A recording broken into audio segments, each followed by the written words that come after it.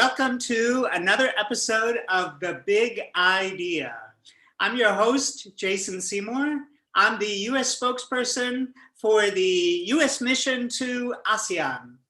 The U.S. mission started this show because we know that Southeast Asia is just filled with leaders who have taken big ideas and they've turned those ideas into a reality. And we have one special such leader, a very special guest for you today. She is from Brunei. She is Khairunnisa Ash'ari. I certainly hope I said your name correctly. Let's bring Kai into the show. Welcome. Hi, everyone. Yes, you got my name right. Thank you. Fantastic. Fantastic. That's always my goal. Thank you, Kai. Thank you so much for joining the show.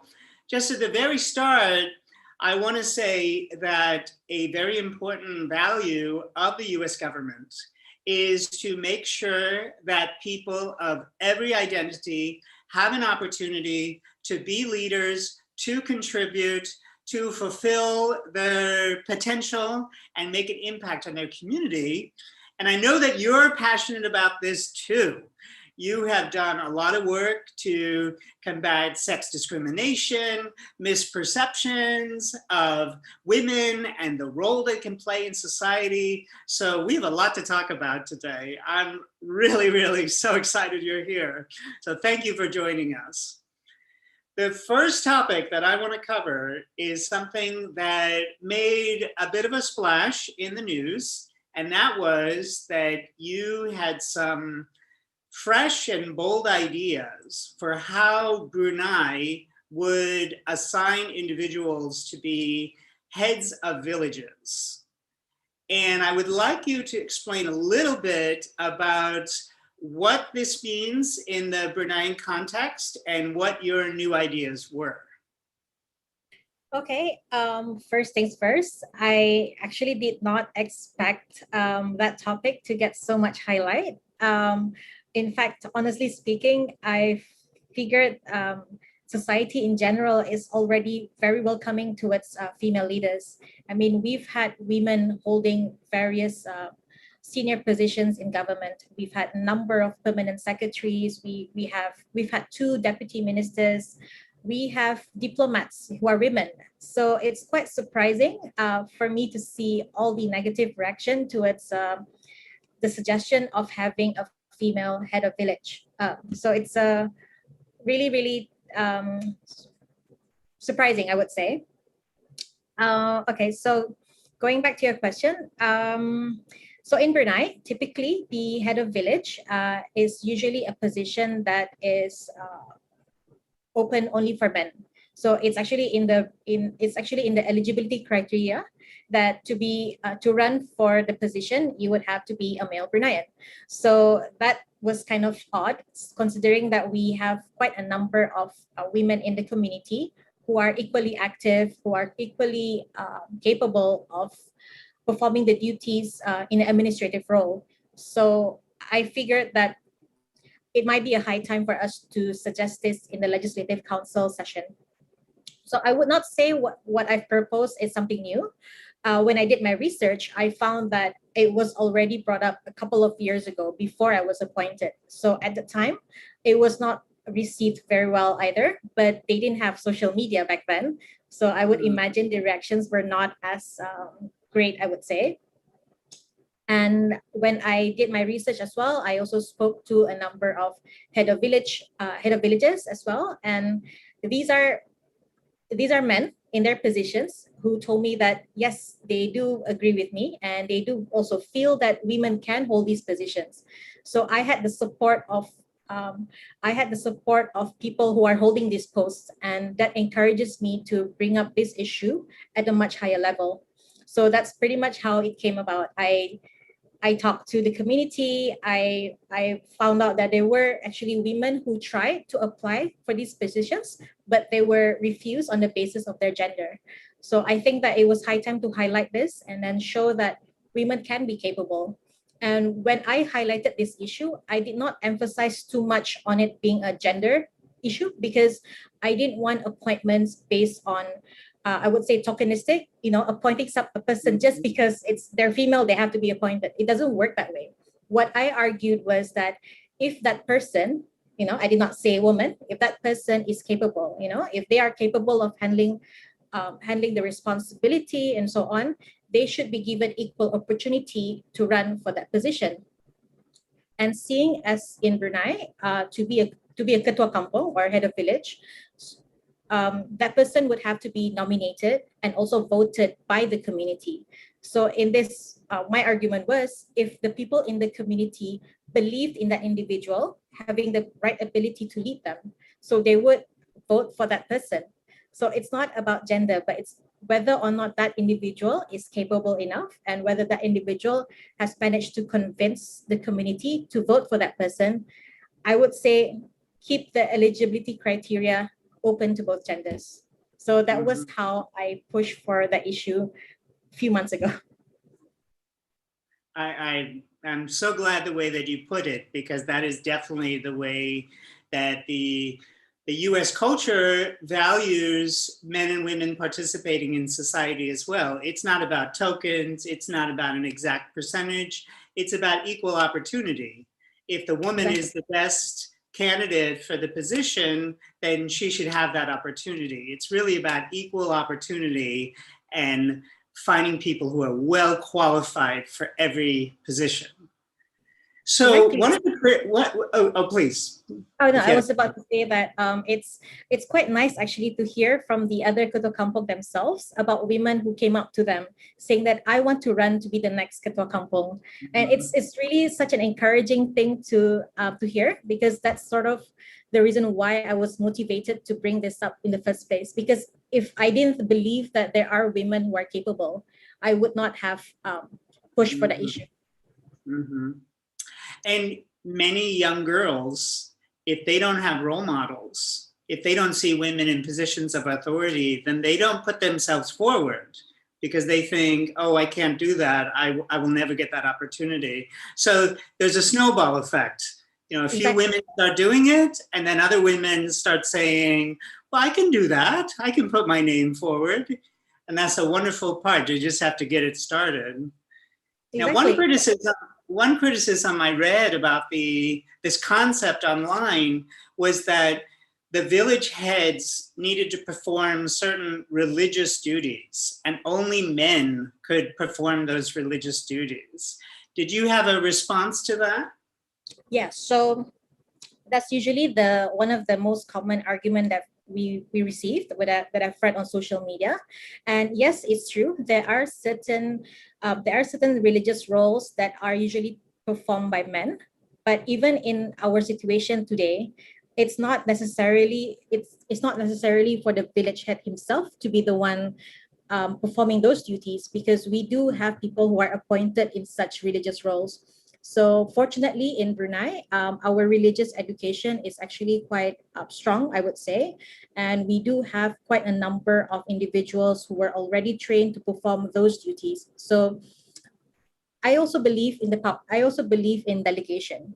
Being a good leader also means being able to delegate when necessary. And if that responsibility needs to be performed by the right individual, regardless of gender, so it has to be performed by that individual. So I don't see that being a restriction in terms of why women cannot be village heads, because in a community, it's not just made up of women. So we do have other men as well being active in their community. So this is where the responsibility can be shared across individuals. You mentioned earlier that you weren't expecting this particular issue to receive such attention. How did you handle suddenly receiving such ire, bad comments online, some very harsh comments? How did you handle that reality? Well, I think it's very important to highlight that almost none of the comments were personal in nature. A lot of them were just arguing over the value of it. They were arguing over the issue itself. So I think that's the first thing. They were not particularly attacking me as an individual for bringing it up. they were highlighting more about their opinions, you know. So I think that's one of the reasons why I felt that I was able to handle the reactions as much as I can. So a lot of the comments, yes, it's very divided. We do have a lot of these negative reactions, but at the same time, we do have, again, equally a lot of positive reactions. And I find that the balance in terms of how people responded, that also helps me to balance the way I feel about people's reactions as well. So um, I tend to not be I tend to not to let myself be too affected by the way people comment, because I have been in this position for over 4 years. So I've had about 4 years of experience dealing with these kind of negative comments online. Not as much as the scale that this particular issue has led to, but nevertheless, I would believe that the experience that I've had dealing with a lot of negative comments about the other issues that I've raised, it's not as it sort of prepares me for dealing with these issues as well. And for me, I try to look at things in a more constructive way, because what people have expressed is what they understand. So if I know where the gaps are in terms of understanding issues, perhaps, as you said, you know, when people were younger, they didn't really have a lot of role models. They didn't really have a lot of examples of women in leadership. Um, they don't really have a lot of basis to strongly believe that women can be capable of such and such position. So perhaps that would be the thing that I should tackle first as well. Maybe it's exposure for children in school, because I think in education, sometimes we tend to still stereotype certain positions, like only men can be engineers, only men can be doctors, that kind of thing. But in reality, it's not how it is today. You know, we have equally a lot of women holding those positions that were traditionally held by men. So I think this is something that can be highlighted more in the education system for people to understand that positions can be held by anyone, you know, equal opportunity for everyone. So much good advice in what you just said, but I want to stick on one point, and this is really advice for the leaders who are listening to this show, and that is, if you're going to take a stand on something and you're going to speak up for any cause, you're always going to have people who disagree. Exactly. And some people are going to disagree politely, and some people are going to be impolite. And that is part of being a leader. So you clearly are very passionate about your cause. You're pushing against certain grains in your society, certain traditional models. From where did that confidence come? Did you have certain role models growing up, or, you know, where did that passion and confidence come from? Okay, so in my family, I have 4 other sisters. So I think, you know, in my family, we have 5 girls and 2 boys. So I think that's number one, because I grew up having a lot of these older sisters that I looked up to. So I would say that's the first step. And of course, my mom, she's obviously a very strong character as well. She's had a lot of experience involved in business, and she challenges a lot of these I would say she challenges herself a lot, you know, trying new things. So I think I really picked up a lot of those habits from my mom and my older siblings. And of course, in school as well, we've had a lot of these teachers who encourages us. So that's really how I feel that I developed my confidence as well, because I grew up in environments that were really encouraging towards individuals exploring new things, expressing themselves. So I would say I'm in a way a bit lucky in that sense, because I grew up in very supportive environments. But that really helped to develop my character today. Role models, mentoring, you were very fortunate. You grew up in a household with a lot of support and a lot of helping you develop as a strong person and a strong woman. And this is why I recommend anyone who's listening to the show who's searching for mentors to please join our US program called Waisili, Young Southeast Asian Leadership Initiative. We have a network of more than 150,000 members as of the recording. It will grow. And we have lots of mentors. We want to work with you. So please reach out. And I'll just quickly make a comment for our audience. If you have a question for Kai, please share them in the chat box. I'll be happy to share them with Kai. I always have plenty of questions, but I would love to share your questions as well. So you have a political position, and you have to make a lot of choices within the structure that you've been given, when to push, when to make comments, when to ruffle feathers, and still be effective. What are your tips for leaders trying to navigate, when do I push, when do I decide to pull back? How do what causes do I push for? All those kinds of tricky balancing act matters. How do you do it? Okay, so I think the first thing that I want to share is I'm very, very active on social media. And the first year that I was appointed, I utilized this a lot because the previous Legislative Council members, I don't believe has ever used social media as a platform before. So I tried to be as open as possible because I felt that although I have been very active in my organizations, that does not mean that I am capable of speaking up on every issue that's faced by the entire society. So I was always open to hearing and receiving input, comments, feedback, recommendations from the public. So the first year, whenever I receive any suggestions of issues to bring up, I was always very excited. Like, yay, people are actually trusting me to raise these issues, right? And then I realized my mistake was I didn't do proper research. I did not actually conduct, what I mean is like, I sort of just believed whatever people say to me, because I always felt that, oh, these people are victimized by their situation, so I should fight for them, that kind of thing. And then when I did bring it up and I realized that situation is not always how they appear. So that's really the first mistake that I did. And I learned a lot from that. So ever since then, whenever people bring up issues to me, I don't respond to them immediately. The first thing I will do is research. So I have my intern to help me to investigate these things, but it also helps that I have my network of officers and network of NGO to help me kind of provide input that I need. So unless that I've done my due diligence, my research, I would not be bringing up the issue, because obviously it's not wouldn't really look good for me to just bring up an issue without really understanding what's going on behind the scene, right? So I find it's very important for us to do discussions with stakeholders as well before raising up an issue. So, sorry, I lost track. What was your question again?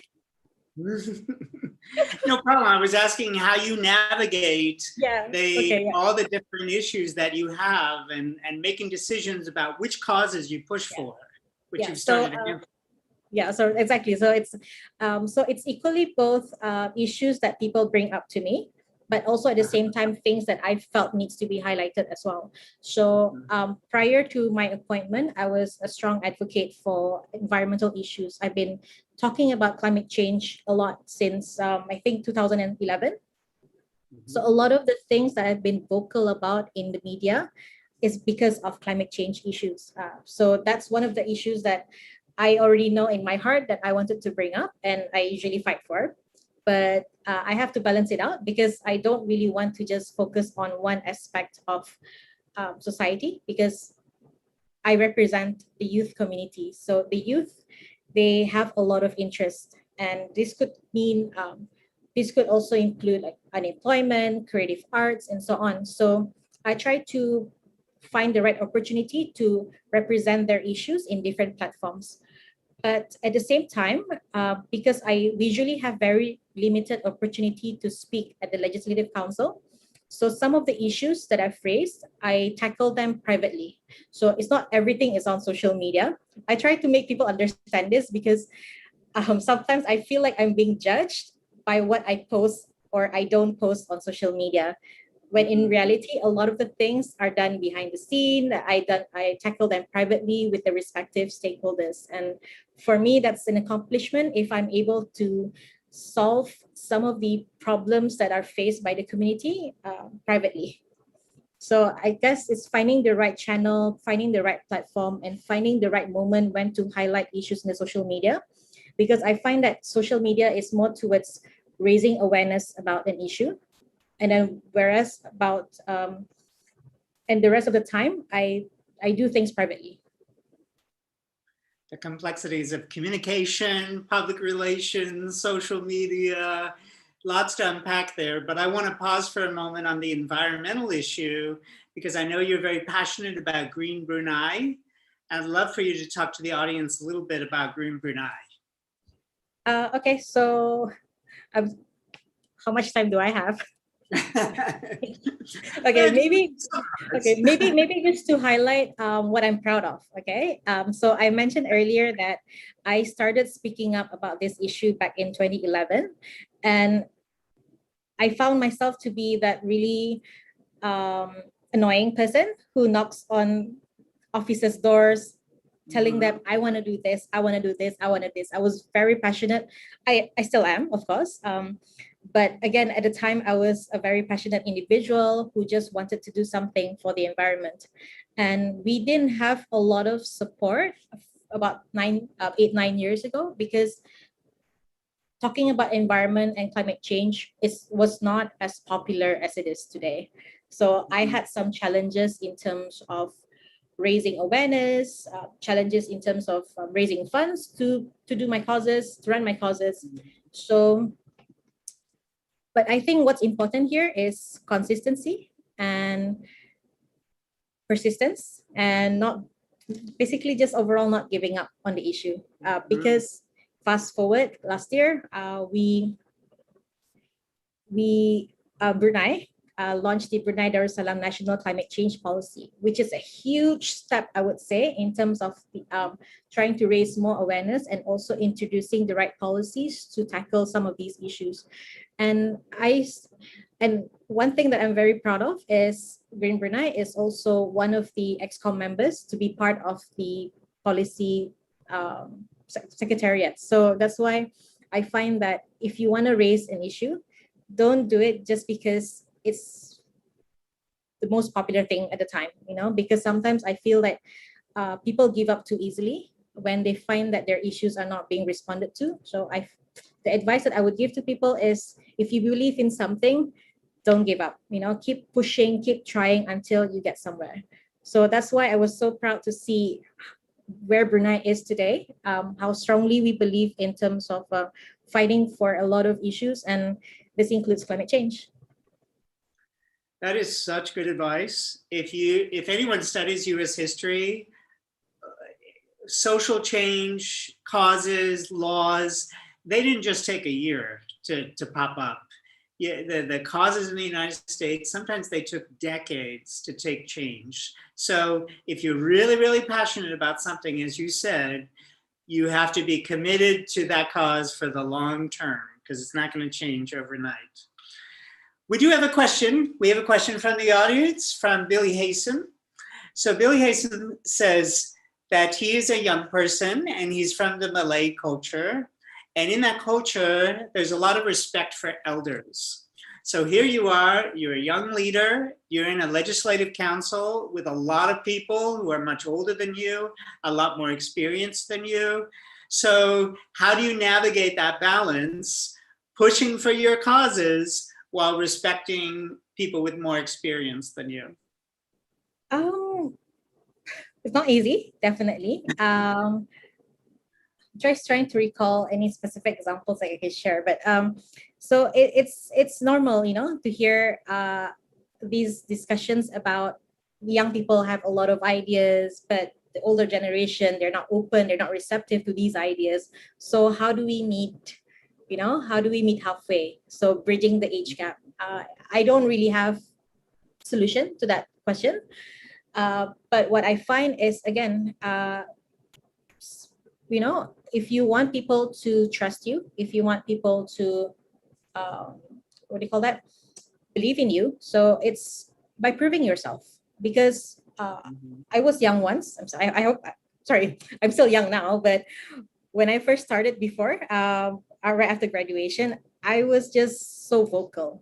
I had opinions about everything. I had this view about the world that I wanted the rest of the country to know, and I wanted them to follow me. But all I did was just talk and talk and talk and talk. All I did was just express my opinions and get offended when people don't listen to me, that kind of thing. So I had a lot of youthful energy that I only channeled in terms of expressing myself. But things changed when I stopped talking and I started doing. So the more I do, the more I just commit myself in performing a role, the more people actually came up to me and offered their help. So that's how I find that I was able to bridge the gap. It's actually by just doing the work. I mean, if people expected to be listened to, it's impossible, because respect works both ways. You want people to respect you, you have to respect them as well. So I find the most effective way is just to do it, regardless of the naysayers and the haters. Just, if you believe that's the right thing to do, just do it, and then others will just follow you. So I believe this is the same advice I would give to not just older generation having a different opinion, but naysayers and haters in general. So. Yeah, it's excellent advice. Respect goes both ways. It's a conversation. You have to share ideas and keep talking, but learn from people with experience who can help guide you to be more effective. And talking about learning and being trained, you went on a very special US government program called the International Visitor Leadership Program. You had the opportunity to go to the United States, and I would love for you to share with our audience a couple insights that you gained from that program, and tell everyone where you got to go in the United States. Okay, so I went on an IVLP, International Visitors Leaders Program, back in 2015. We went to Washington, D.C., firstly, of course, and then we went to Iowa City, Seattle, and Pensacola. So 4 different locations, 4 very, very different weathers. So that's the first thing that I've noticed, actually, the drastic change of weather with every city that we visited. So yeah. So during that program, it was called, my program was focused on ASEAN and volunteerism. So the one thing that I've learned during that program that I still remember until today is, over there, I don't think they used the word volunteerism a lot. It was, I think what the words that I usually remember is service learning. Because in Brunei, we talk about volunteering, or in the Malay, it's bergotong royong or sukarelawan. But over there, one thing I've noticed is the usage of the word service learning, which I thought was very interesting, because we don't really see what we do here in Brunei when we do social work and so on as service. We consider it as just volunteering. But that was one angle that I thought was quite interesting. So what we did, we went to visit quite a number of nonprofit organizations, but we also did some volunteering work. We were there for the Martin Luther King's Day of Service, I believe that was called. So we just helped to paint some banners for a school. And then we went to another city where we helped Habitats for Humanity sort of build a house. Although what we did was just to prepare the tools and materials for the house construction. And then we also volunteered in a food bank, which I thought was also very interesting. That's something that I really want to adopt in Brunei. And finally, we also volunteered in a soup kitchen where we helped to prepare meals and then serve them to the homeless and youth community. So all around, a very, very interesting and very engaging program. And of course, we also went for a lot of these visits, for example, to Ashoka and to Atlas Corps and Bill and Melinda Gates Foundation. Mm-hmm. Oh, fantastic. I'm jealous. I wish I could go on that program. That's fantastic. So that's interesting what you were saying about the way that we perceive volunteering and the phrasing that they use and the perspective that people use. Because sometimes people think that volunteering is just about the other person, but there's a lot of skills that we can gain from volunteering depending on the role. There's so much we can develop as leaders, as workers. There's a benefit to that experience of volunteering. So when you returned from that program, did you have a new perspective on the type of volunteering that you were doing in Brunei? Yes, and the most obvious one is because of that program, I've been running my organization full time. Because in Brunei, it's not very common for NGOs to be full time unless you are in a service that provides education. For example, training centers for children with autism or those with special needs. All the other organizations in Brunei are not usually full time ones. So what I was inspired during my visit was the dedication that people put in and also the commitment that they have. And one thing is, if you want to see results, you have to be fully committed. So I think that's one important message that I got from that visit. And I really wanted to apply that with my program as well. So aside from that, I also had reflection about the programs that I do, in terms of trying to identify what would have the best possible outcome. How do we measure impact? How do we manage our volunteers? These are things that I really, really learned a lot because the organizations that we visited, they were just super helpful. They provided us with all these templates that they've had. I saw like how they manage their volunteers using an app, for example, or even the importance of consent. This is something that I did not really paid much attention to until my visit to the US, because over there, everything requires consent. We're gonna publish your photos in the media, consent. We're gonna, I don't take photos of children unless the parents say it's okay, consent. So it's something that I think that we've been taking for granted here in Brunei. We'll just take photos of people and just post it on social media, but that's not cool, right? So that's something that I really apply to my work here. So I believe in respect. It's not just about yourself feeling good, but it's also making sure that your beneficiaries, we don't what do you call that? We also respect them and their wishes as well. Because just because you are sending food aid to an underprivileged family, it doesn't mean that they want their face and their house to be published all over social media. We have to respect them. We have to understand their rights to privacy as well. So that's something that I really picked up from there. This issue of social media etiquette and social media presence resonates with a lot of young leaders who are social media savvy, and they're trying to gauge when they should post and when they shouldn't post. We had a comment from Billy from Brunei who was saying that he respects your point that you don't have to post everything on social media. You can hold some things back. And we had a question from Skylar that I would like you to comment about, in which she is basically asking, what is your perspective on social media and the fact that some people say social media life is a fabricated life, not a real life? What do you think about that? Well, it's human nature, right? You want people to perceive you in a certain way. That is why you publish things in a certain way. I could be taking a photo of myself right now with a nice background, but in reality, the room that I'm in is probably messy. For example, this is why we have these backgrounds, right? Yeah. So that's why for me, this is what I usually advise my team members, my friends.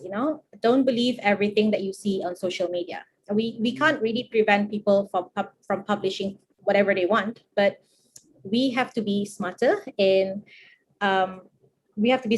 reflect. Don't just believe everything 100%. Take everything with a grain of salt. Don't believe everything that you see on the internet. So that's very, very important. And it could be a fabricated life, yes. But at the same time, it could be people really just expressing their views and their opinions. So it's not really easy to judge a person based on what they've posted on social media. So I would say don't take it too seriously, and just reflect before you react. Yeah, reflect before you react. Exactly. And that's definitely been a theme of this conversation. Back to what you were saying before, you would get a quick comment through social media, and then you wouldn't do the full research. And you learned over time, you have to do research, you have to really ask questions, you have to delve into the details a little more so that you can be an effective leader and you can be fighting for the causes that you fully understand the nuance and the details before moving forward. So really, really appreciate your comments. So you got a taste of the United States when you were there, and I'm sure you had a great time. If you could go back to the United States in 2022, where would you want to visit? San Francisco. Oh, you're in my heart now. Thank you. Yeah. So actually, well, I don't really have a specific location in mind because, frankly speaking, prior to COVID, actually, we were supposed to go to fly to the US for another program. And the purpose of that program was to identify these issues that I've raised, about women leadership, social causes, environmental causes. So I wanted to learn more about how the organizations and also the politicians dealt with these issues, because at the time my priority at the time was to see how, as a community representative, I can perform my duties better. So I wanted to explore the different engagement processes, usually at different levels, local levels, national levels, and so on. So I didn't really have a specific location to go, but the tourist side of me would love to see and explore a lot of the places in the US, including San Francisco. Sure, sure. You have the balance of the leader and the tourist in you, because we always want to learn more. We want to meet inspirational people. If you could meet any American leader or author or thinker at the moment, who would you want to meet? Michelle Obama. Michelle Obama. Yeah, I believe that a lot of girls look up to her as an inspiration and role model because of the way she fights for social causes as well. So I would say, yeah, Michelle Obama. Fantastic. So I'm hoping that this awful COVID and the impact will go away and I'll be able to visit Brunei. So when I visit Brunei, what's some place that you will take me to? Where will we visit? Temburong, definitely. So normally whenever I have visitors from outside, the first place that I would take them to is Temburong to see our cultural and also natural heritage. So we have a rainforest that usually our visitors fall in love with. So definitely the first place that I would take you. But at the same time, I would love for you to see our capital city as well, our water village and so on, because people here are super friendly and you will be enjoying a lot of the food as well. Well, I'm eager for that day, and I feel we've just scratched the surface of all there is to you and all your important causes in Green Brunei and working towards equality of opportunity for men and women and all the people in Bruneian society. And that's what we all hope for the United States, for every Southeast Asian country, that we keep progressing to a more equal and a more fair and just world. So you're one of the leaders helping to make that happen. And it's been such a delight talking to you today. I wish I had another hour to talk to you, but unfortunately I don't. So we'll have to wrap up the show. And thank you to our audience for some great, great questions for our guest. And I unfortunately, I have to say goodbye. I have to wrap the show. So goodbye, everyone. And until the next episode of